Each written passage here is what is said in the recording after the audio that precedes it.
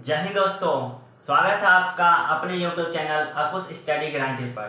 दोस्तों, आज के वीडियो में हम लोग देखेंगे कि अभिलेख क्या होता है, अभिलेख के अध्ययन करने वाले को क्या कहते हैं, स्तंभ लेख, गुहा लेख और शिलालेख में क्या अंतर होती है, इन सभी चीज़ों को हम इस वीडियो में देखेंगे।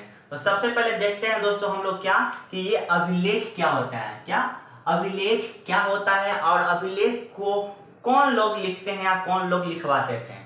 तो सबसे पहले देखते हैं कि पत्थर, धातु तथा मिट्टी के बर्तन पर लिखे गए लेख को ही क्या कहते हैं दोस्तों, अभिलेख कहते हैं। या किसी कठोर सतह पर खुदे हुए लेख को ही क्या कहते हैं, अभिलेख कहते हैं। दोस्तों, ये अभिलेख कहाँ लिखे जाते थे, या तो पत्थर पर ठोस सतह पर लिखे जाते थे, या तो मिट्टी के बर्तनों पर लिखे जाते, या किसी धातु पर भी ये क्या लिखी जाती थी।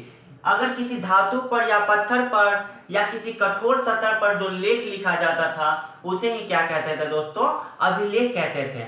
और इन अभिलेखों के अध्ययन करने वालों को क्या कहते थे, एपिग्राफी या अभिलेखा शास्त्र कहते थे। जो भी अभिलेखों का क्या करता था, अध्ययन करता था, उसे अभिलेखा शास्त्र या एपिग्राफी कहते थे। तो आपको समझ में आ गई होगी दोस्तों कि अभिलेख किसे कहते हैं। अब ये अभिलेख लिखवाता कौन होगा। तो दोस्तों, प्राचीन काल में हम लोग जानते थे कि आदि मानव लोग हो सकता है कि गुफाओं में अभी क्या करते थे, लेख लिखा करते थे, जिसे गुफा लेख कहते थे। या हो सकता है कि विभिन्न राजवंश के जो भी राजा हुआ करते थे वो लोग भी क्या करते थे, अपना अपना गुफाओं में या स्तंभ लेख पर या किसी कठोर सतह पर क्या करवाते थे, लेख लिखवाते थे। क्यों लिखवाते थे, अगर कोई भी राजा अगर कहीं पर दान दे रहा है या कोई भी राजा कोई युद्ध में जीता, उस सारी चीजों को कहाँ लिखवाता था दोस्तों, अपने अपने लेख में लिखाता था, जिसे ही क्या कहते हैं दोस्तों, अभिलेख कहते हैं। यानी राजा अपने उपलब्धियों को कहाँ लिखवाता था, अभिलेख पे करा, जिसके माध्यम से हमें क्या दोस्तों, इतिहास की जानकारी मिलती है। यानी कहने का मतलब है दोस्तों, अभिलेख एक स्रोत है इतिहास को जानने का, जिसके माध्यम से हम लोग को इतिहास के बारे में जानते हैं। तो अभिलेख क्या होते हैं दोस्तों, कठोर सतह पर लिखे गए लेख को क्या कहते हैं, अभिलेख कहते हैं।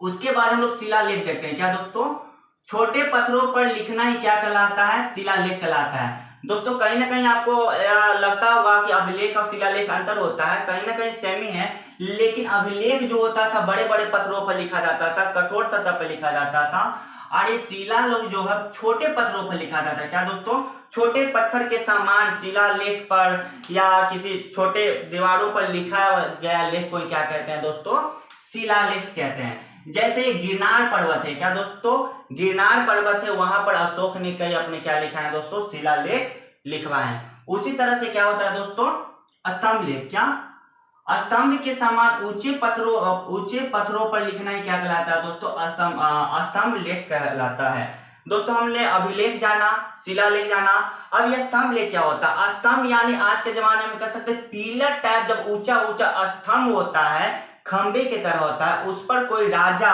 अपना लेख लिखवाता है, अपनी उपलब्धियां लिखवाता है, उसी को क्या कहते हैं दोस्तों, हम लोग स्तंभ लेख कहते हैं। जैसे मौर्य वंश के जो महानतम सम्राट हुए थे, सम्राट अशोक, उन्होंने भी अपनी कई स्तंभ लेख लिखवाए थे, कई शिलालेख भी लिखवाए थे। एक होता है दोस्तों गुफा लेख। क्या दोस्तों, गुफा लेख। गुफा लेख गुफाओं के अंदर की दीवारों पर लिखे गए लेख को क्या कहते हैं दोस्तों, गुफा लेख कहते हैं। गुफा लेख उसे कहते हैं जब गुफाओं की दीवारों पर, वो भी अंदर भीतरी दीवारों पर जो भी लेख लिखा जाता था, जो भी चित्र बनाया जाता था, उस लेख को ही क्या कहते हैं दोस्तों, अभिलेख कहते हैं। जैसे सम्राट अशोक के भी कई गुफाओं का प्रमाण मिला है, कई लेख का प्रमाण मिला है, इन्होंने भी कई क्या लिखा था दोस्तों, गुफा लेख कहलाते हैं। तो इसी प्रकार से हम लोग ने जाना क्या दोस्तों, अभिलेख क्या होता है, शिलालेख क्या होता है, स्तंभ लेख क्या होता है और गुफा लेख क्या होता है। और अभिलेख के अध्ययन करने वाले को क्या कहते हैं दोस्तों, एपिग्राफी कहते हैं। दोस्तों, इसी तरह से मुद्रा लेख होता है, जो मुद्राओं यानी सिक्कों पे लिखे गए लेख को क्या कहते हैं दोस्तों, मुद्रा लेख कहते हैं। तो दोस्तों, बहुत ही सिंपल थी और ये आपका एग्जाम के नजरिए से काफी इंपॉर्टेंट था। दोस्तों, इस वीडियो से आपको हेल्प मिली है तो इस वीडियो को आप ज्यादा से ज्यादा शेयर करें और हमें कमेंट में बताएं कि ये वीडियो आपको कैसे लगे, और चैनल को सब्सक्राइब अवश्य कर लें दोस्तों, ताकि इस तरह की आपको वीडियो आपको मिलते रहे। दोस्तों, आप हमेशा स्वस्थ रहें और खुश रहें। जय हिंद।